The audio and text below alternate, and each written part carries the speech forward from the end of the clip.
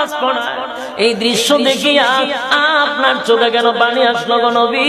আমার আব্বা নামাজ পড়ার জন্য কাঁদলেন। আল্লাহর নবী বলেন, আয়েশা,